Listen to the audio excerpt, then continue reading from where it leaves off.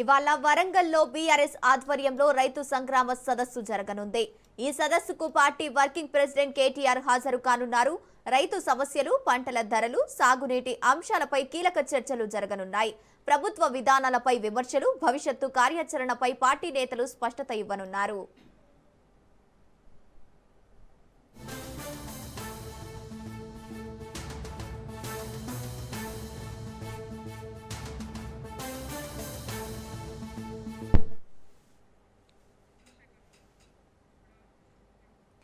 రైతు సంగ్రామ సదస్సుకు ఇవాళ కేటీఆర్ హాజరు కానున్నారు. రైతుగా ఇదే అంశానికి సంబంధించి పూర్తి డీటెయిల్స్ మా ప్రతినిధి చంద్రశేఖర్ అందిస్తారు.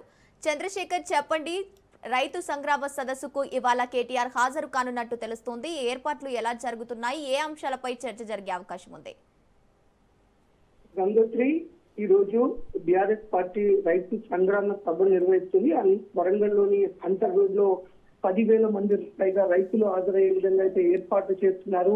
దానికి BRS party working president KTR కూడా హాజరవుతారు. ఎందుకంటే నిన్ననే ఇక్కడికి వరంగల్ కి చేరుకున్నారు. వరంగల్లోనే ప్రస్తుతం బస చేశారు. ఈ నేపథ్యంలో ఈరోజు 10 గంటలకు రైతు సంగ్రామ సభ మొదలవుతుంది. ఆ సభలో బీఆర్ఎస్ పార్టీ నాయకులతో పాటు BRS party working president KTR కూడా పాల్గొన్నారు. ముఖ్యంగా ఈ సభ ఉద్దేశం ఏదైతే గత ఎన్నికలకు ముందు కాంగ్రెస్ పార్టీ వరంగల్లో రైతు డిక్లరేషన్ ని ఇక్కడ నుంచే ప్రకటించింది. ముఖ్యంగా రాహుల్ గాంధీ కూడా ఈ డిక్లరేషన్ ప్రకటించడానికి సభకు ముఖ్య అతిథిగా హాజరయ్యారు. రైతులకు ఆ డిక్లరేషన్ లో అనేక హామీలు ఇచ్చారు. ముఖ్యంగా చూసుకుంటే ప్రతి సంవత్సరం ఎకరాకు పెట్టుబడి సాయం కింద 15,000 రూపాయలు ఇస్తామన్నారు. అలాగే ప్రతి వ్యవసాయ కూలికి ప్రతి సంవత్సరానికి 12,000 రూపాయలు ఇస్తామన్నారు. ఇటు కౌలు రైతులకు కూడా పెట్టుబడి సాయం అందిస్తామన్నారు. ఇటు రైతులకి బోనస్, కన్నాలు పండించిన రైతులకు ప్రతి కింటాకి 500 బోనస్ ఇస్తామని, అలాగే 2 లక్షల రూపాయలు ప్రతి రైతుకు కూడా రుణమాఫీ చేస్తామని హామీ ఇవ్వడం జరిగింది. అంతేకాకుండా ఇటు రైతులకు గిట్టుబాటు ధర, సకాలంలో రైతుల యొక్క ధాన్యాలు కొంటాము, రైతు ప్రభుత్వంగా ఉంటాము, రైతు బీమా కూడా పెంచుతామని చెప్పారు. ఇటు రైతుల పక్షపాతిగా ఉంటామని చెప్పేసి కాంగ్రెస్ పార్టీ ఇక్కడ నుంచే వరంగల్ నుంచే రైతు డిక్లరేషన్ ని ప్రకటించడం జరిగింది.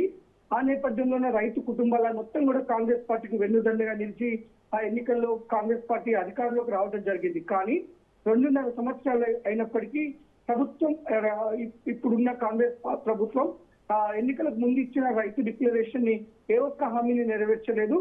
ఆ మొత్తం కూడా పెట్టుబడి సాయం 15,000 రూపాయలు ఇచ్చేది కూడా ఇంతవరకు చేయలేదు. అలాగే వ్యవసాయ కూలీలకు 12,000 కూడా ఇవ్వట్లేదు. ఈ 2 లక్షల రుణమాఫీ కొద్ది మందికి మాత్రమే చేయడం జరిగింది. మిగతా అందరికీ ఆ రుణమాఫీ వర్తించలేదు.